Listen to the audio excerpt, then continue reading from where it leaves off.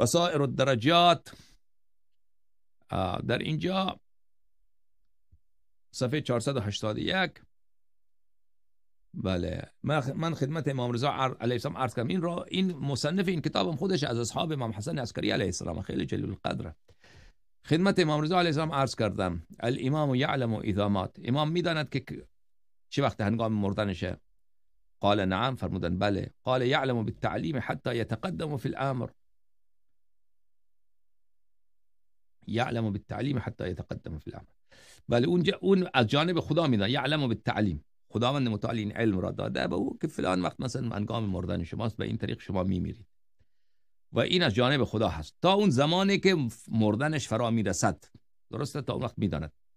قلت علم ابو الحسن بالرطب والريحان المسمومين اللذين بعث الیه یحیی بن خالد؟ قال نعم.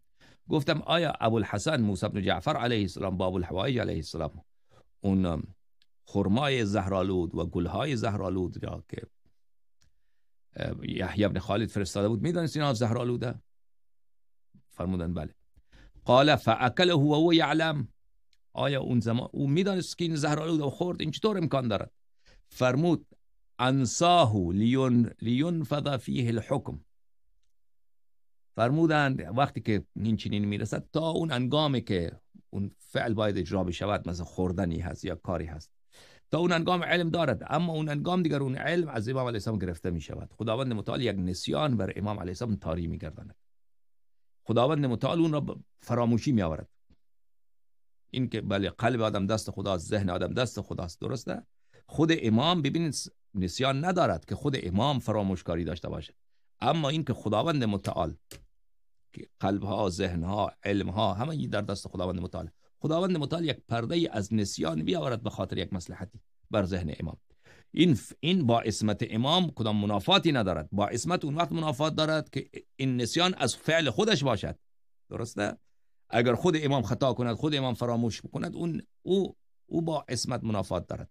اما اگر این نسیان فراموشاندن فعل پروردگار عالم باشد، خدا یک کاری کرده که مثلا در مقابل چشم من پرده باشد که من یک چیز رو نبینم، خب معناش نیست من کورم.